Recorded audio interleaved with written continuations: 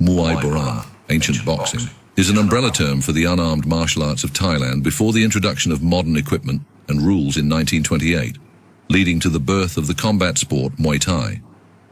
Before 1919, it was simply called Muay. Muay traces its roots back to the very origins of the Thai people. Its primordial form emerged through a fusion of the martial arts of the Thais, the ancestors of the Thai people from South China, and the martial arts brought by the rishis from South India. The Thais experienced numerous conflicts through which this primordial amalgamation was refined and forged into a martial art with a distinct Thai identity and essence.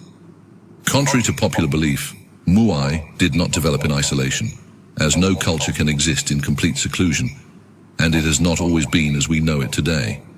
It has gone through various periods of innovation and transformation until it obtained its current form. Muay's original role was to complement swords, spears, knives, and long sticks for self-defense. The Mangrai's laws, written by King Mangrai in 1296, refer for the first time to Muay Boran, which was also practiced as a form of entertainment with prize fights.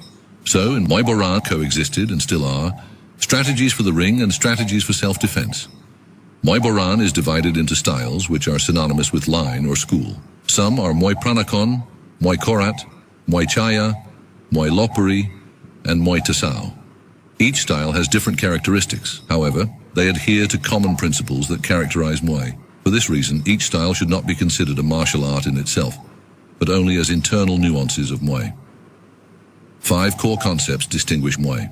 The universal defensive principles like pad, deflect, pid, close. They might not be named in this way, or not named at all, but most of them are present in all the styles of Muay Boran.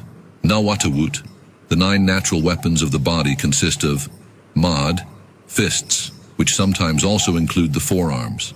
Thao, literally foot, is divided into te, round kicks, and teep, thrust kicks. Cow, knees, sok, elbows, hua or sisa, head. Thasam kum. Each style of Muay Boran and Krabi Krabong has at its heart the 3-point position, an arrangement in which the fighter's feet are above the vertices of an imaginary triangle on the ground, with the projection of the rear knee as the 3rd vertex. The width and height of the position determine its main characteristic. A narrow and tall one favors mobility, and a wide and low one promotes stability. Yang Saam Kum. The step that represents the heart of Muay is called Yang Saam Kum, striding on 3 points. Each style of Muay Boran has its own, which is performed during the pre-fight ritual dance, Wai Kru Ram Muay, and varies in execution according to the style and the application.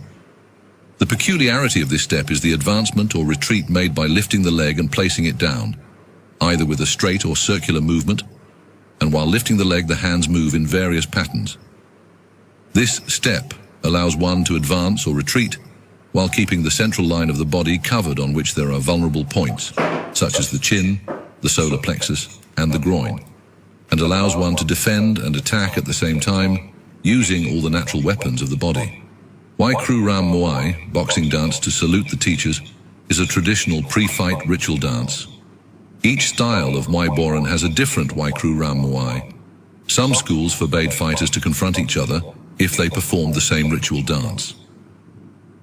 Numerous expert fighters have named techniques and ritual dance movements based on their perception of similarities to the actions of humans, animals, or characters of the epic poem Ramakien, making them easily recognizable.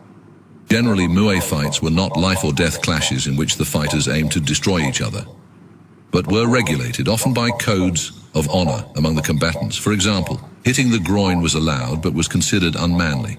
Furthermore, Muay Boran allowed all kinds of grappling from the head to the feet and joint-breaking techniques, but the latter were mainly used to leverage the joint to reposition or knock down the opponent, and were not used to the point of breaking. Starting from the 20th century, Muay received great influence from Western boxing, jiu-jitsu, and judo, which revolutionized its repertoire. After the introduction of gloves and new rules, there was a gradual passage from Muay Boran to Muay Thai, which took about 2 decades of trial and error, culminating with sports Muay Thai taking a concrete identity in 1960. Muay Boran survived in the shadows for decades, passed down by soldiers in the army or privately. Only a handful of masters trained their fighters for sports Muay Thai according to the principles of Muay Boran.